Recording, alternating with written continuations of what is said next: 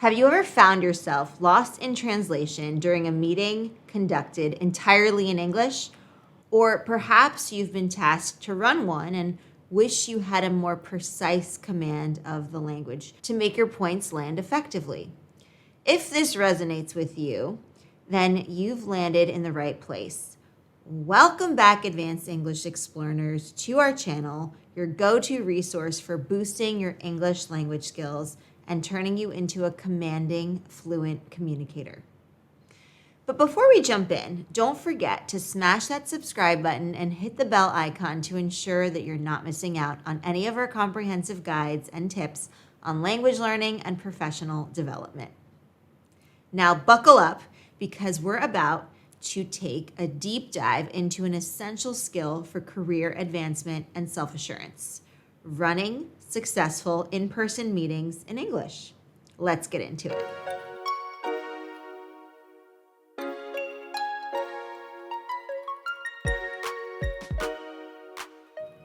Strategy number 1, preparing and setting the agenda. As the saying goes, failing to prepare is preparing to fail. This rings true especially when you're about to host a meeting.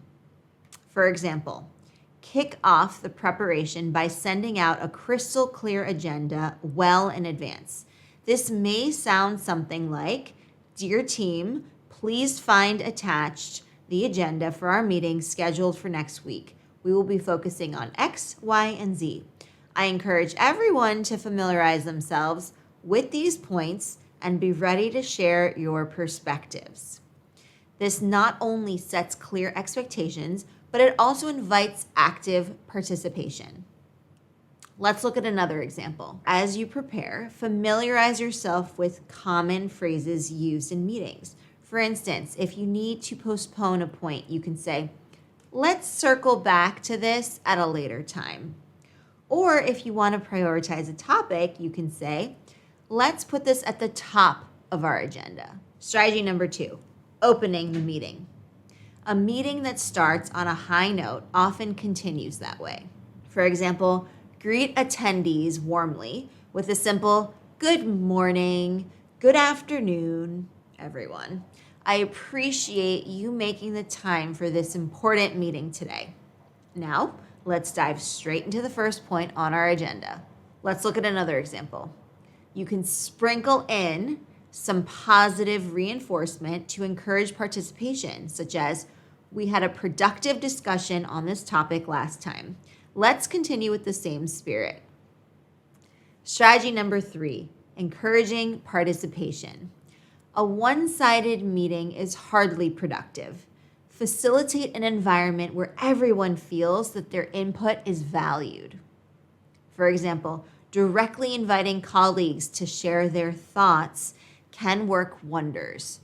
You could say something like, "John, could you enlighten us with your perspective on this?" Or, "Sarah, your insights would be valuable on this topic. Could you share your thoughts?" Let's look at another example. Acknowledge and appreciate the contributions with phrases like, "That's an excellent point. Thank you for bringing it up." Or, "I appreciate your insights. They've enriched our discussion." Strategy number 4, managing disagreements. Meetings can sometimes turn into battlegrounds. Your job is to ensure disagreements are handled professionally and respectfully. For example, if 2 colleagues cannot see eye to eye, you could interject, "I appreciate both viewpoints. However, to move forward, let's table this discussion for now and revisit it with additional data or after a one-on-one discussion." Let's look at another example.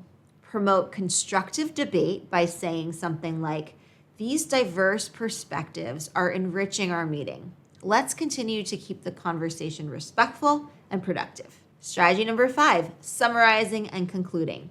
A great meeting is one that ends with clarity. Be the facilitator who leaves no room for confusion. For example, wrap up the meeting by encapsulating the key decisions and next steps. You could say something like, "To wrap up, we've reached a consensus on A, B, and C. Going forward, our action items are X, Y, and Z. Thank you all for your active participation and valuable contributions. And if we wanted to have another example, if there are tasks to delegate, ensure that you use clear language. For example, you could say something like, John, could you please take the lead on X? And Sarah, would you mind handling Y? Remember, mastering these strategies is not only about efficiently running a meeting. They're about showcasing your prowess in the English language, impressing your peers and superiors, and boosting your confidence. But these strategies won't turn you into a pro overnight. Consistent practice is the secret sauce. And that's where Explearning Academy comes into play. Our community provides a safe, supportive environment to practice your English communication skills, take part in live workshops, and engage in insightful discussions that are sure to decrease your language anxiety and boost your communication confidence. Those of you who are committed to taking their English skills to the stratosphere, consider joining Explearning Academy. It's more than just a global community. It is your pathway to becoming fluent in English and reaching social fluency. Now, I'm curious to hear from you. Which of these strategies do you think will be most impactful for you? Are there any specific meeting scenarios that you would like us to cover? Share your thoughts in the comments down below. I read every single one of them. That's it for today, Advanced English Explearners. Remember, the road to language mastery is not a sprint, but a marathon.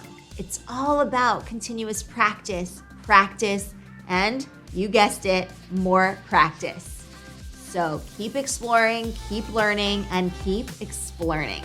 I will see you in our next lesson. Until then, happy explearning, everyone.